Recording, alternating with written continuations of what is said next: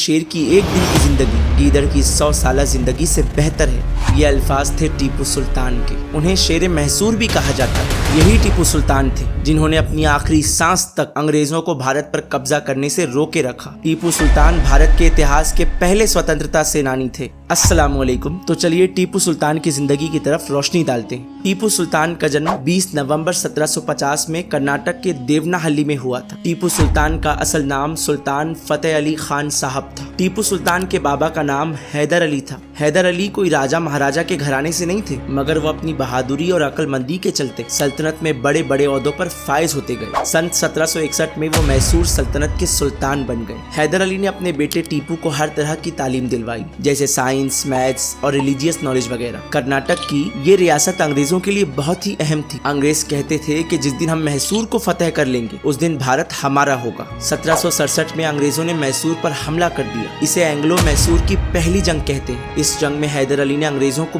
बुरी तरह हरा दिया। इसी जंग में टीपू सुल्तान भी थे, जो उस वक्त 15 साल के थे। वो भी बड़ी बहादुरी के साथ अंग्रेजों से लड़ते रहे। जब बाप ने बेटे के लड़ने के अंदाज देखे तो बहुत खुश हुए और टीपू सुल्तान को शेर मैसूर के खिताब से नवाजा। टीपू सुल्तान को मैसूर का टाइगर भी कहते हैं। एक दफा टीपू सुल्तान अपने फ्रांसीसी दोस्त के साथ जंगल में शिकार पर गए। जंगल में एक बाघ ने टीपू सुल्तान पर हमला कर दिया। टीपू सुल्तान उस बाघ से लड़ते रहे और फिर अपनी बंदूक से बाघ को मौत के घाट उतार दिया। इस हादसे के बाद टीपू को टाइगर ऑफ मैसूर कहा जाने लगा। 1782 में हैदर अली एक मर्ज में मुब्तला हो गए, जिससे उनका इंतकाल हो गया। हैदर अली की मौत के बाद टीपू को फौरन मैसूर का सुल्तान बना दिया गया। डायनेस फॉर्स ने अपनी किताब tiger of Mysore the life and death of Tipu Sultan British को कहते हुए बताया, उस वक्त टीपू सुल्तान की उम्र 33 साल थी। उनकी बाहें बड़ी और मजबूत थी। उनके चेहरे की खासियत थी उनकी काली बोलती आंखें। हैदर अली ने अपने आखिरी वक्त में टीपू सुल्तान के लिए कुछ बातें अपने खत में लिखी थी। उस खत में ये लिखा था कि ईस्ट इंडिया कंपनी नया राजा बनाने में किसी भी कमजोरी का फायदा उठाने की कोशिश करेगी। तुम्हारे रास्ते का सबसे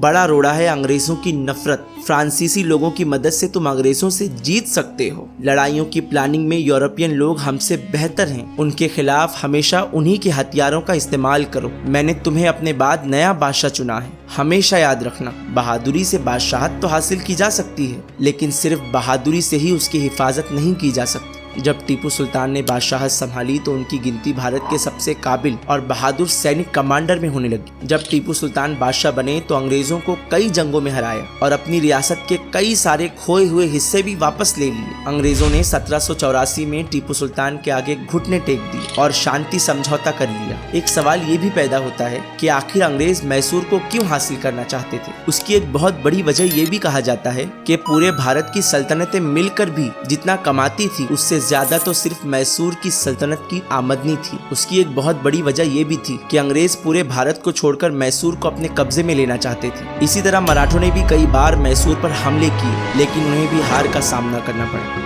और दूसरी तरफ निजाम भी टीपू सुल्तान से जंग की तैयारी करने लगे। जब अंग्रेजों को इस बात का पता चला तो अंग्रेजों ने अपना पुराना खेल फूट डालो और हुकूमत कलो वाली नीति अपनाई और मराठों और निजाम की तरफ अपना दांव फेंका। मराठों और निजाम को मैसूर की दौलत और सल्तनत का लालच दिया और निजाम और मराठों को अपने साथ मिला लिया। टीपू सुल्तान ने मराठों और निजाम को समझाने की बहुत कोशिश की कि ये अंग्रेज तुम्हारा फायदा उठा रहे हैं, ये हमें आपस में लड़ाकर हमें कमजोर करके भारत पर कब्जा करना चाहते हैं। लेकिन मराठा और निजाम दोनों ने टीपू सुल्तान की बात नहीं मानी। टीपू सुल्तान अकेले पड़ गए और तीनों तरफ से घिर गए। फिर तीनों मराठे, निजाम और अंग्रेज एक होकर पूरी तैयारी के साथ सन 1790 में सारंगापट्टम पर टूट पड़े। उन्होंने सारंगापट्टम को चारों तरफ से घेर लिया। मुहासिरा हर गुजरते दिन के साथ सख्त होने लगा। मजबूरन टीपू सुल्तान को हार मानना पड़ा और सुलह करनी पड़ी। 2 साल चली इस जंग में टीपू सुल्तान को बहुत ज्यादा नुकसान हुआ। सल्तनत की रीढ़ की हड्डी टूट गई। 1792 में टीपू सुल्तान और अंग्रेजों में समझौता हुआ। साथ ही जंग में अंग्रेजों का जो नुकसान हुआ था उसकी भरपाई के लिए उन्होंने 3 करोड़ रुपए मांगे और जब तक टीपू सुल्तान उन्हें 3 करोड़ रुपए ना दे दे तब तक टीपू सुल्तान के दोनों बेटे अंग्रेजों की गिरफ्त में रहेंगे और अंग्रेजी फौजी जो बंदी बनाए गए उन्हें छोड़ दिया जाए। इस तरह की शर्तें रखी गई। अंग्रेजों से इस हार के बाद टीपू सुल्तान पर कुछ खास असरात हुए। टीपू सुल्तान पर अंग्रेजों से बदला लेने के लिए जुनून सवार हो गया। टीपू सुल्तान ने ये तय कर लिया कि वो जब तक अंग्रेजों को शिकस्त नहीं देंगे, वो अपने पलंग पर नहीं सोएंगे, वो नीचे फर्श पर सोएंगे। और उन्होंने ऐसा ही किया। उन्होंने एक खिलौना घड़ी भी तैयार करवाई जिसमें एक शेर एक अंग्रेज फौजी पर हमला कर रहा है। ये घड़ी आज भी लंदन के म्यूजियम में रखी हुई है।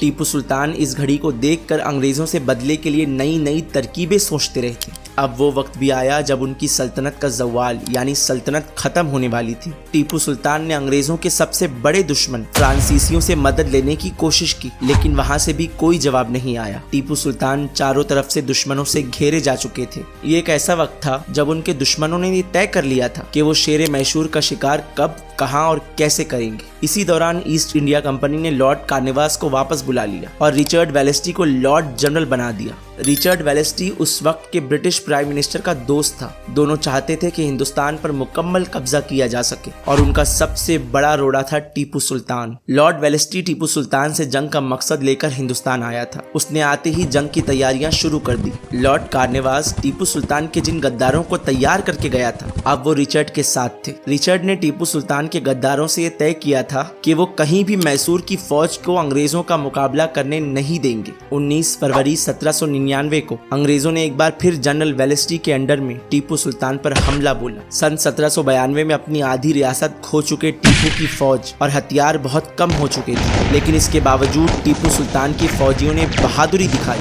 और कुछ वक्त के लिए लगा कि अंग्रेजों की फौज आगे नहीं बढ़ पा रही है। हैक वेलर अपनी किताब वेलिंगटन इन इंडिया में लिखते हैं, लेकिन अंग्रेजों के पास मजबूत तोपें थी। उन्होंने किले की दीवारों को भेदने के लिए 40-18 पाउंड तोपें लगा दी। कुछ ही वक्त में टीपू सुल्तान की तोपें खराब हो गई। अंग्रेजों की तोपें टीपू सुल्तान के किले के नजदीक पहुंच गई। शाम तक किले की दीवार टूट गई। फिर जनरल वेलेस्ली ने तय किया कि वो दूसरे दिन अपने फौजियों को किले के अंदर भेजेगा। सुबह के वक्त किले की टूटी हुई दीवार का जायजा लेने के लिए टीपू सुल्तान वहां पहुंचे। जब दोपहर का वक्त आया तो 4000 अंग्रेजी फौजियों ने किले के अंदर धावा बोल दिया। टीपू सुल्तान उस वक्त खाना खा रहे थे। जैसे ही उन्होंने सुना कि हमला शुरू हो गया, वो खाना छोड़कर उठे और घोड़े पर सवार होकर उस जगह पर पहुंचे जहां उनकी फौज थी, ताकि फौज को लीड कर सके। दूसरी तरफ मीर सादिक और पोर्निया, जो फौजियों को तनख्वाह देने के बहाने टूटी हुई दीवार से पीछे हटा लिया था। इसी मौके पर टीपू सुल्तान ने अंग्रेजों से आखिरी बार लड़ने का फैसला किया। टीपू सुल्तान के साथ चंद सिपाही थे। टीपू सुल्तान और उनके साथी जोश और खरोश के साथ लड़े, लेकिन कुछ ही वक्त में सिपाही कमजोर पड़ गए। उन्हें गोलियां लगी, वो घायल हो गए। उसी दौरान टीपू सुल्तान को भी 2 गोलियां लगी। सिपाही कहने लगे, हुजूर, आप अंग्रेजों को बता दें कि आप सुल्तान हैं। लेकिन उस वक्त टीपू सुल्तान ने वो अल्फाज कहे जो तारीख में अमर हो गए।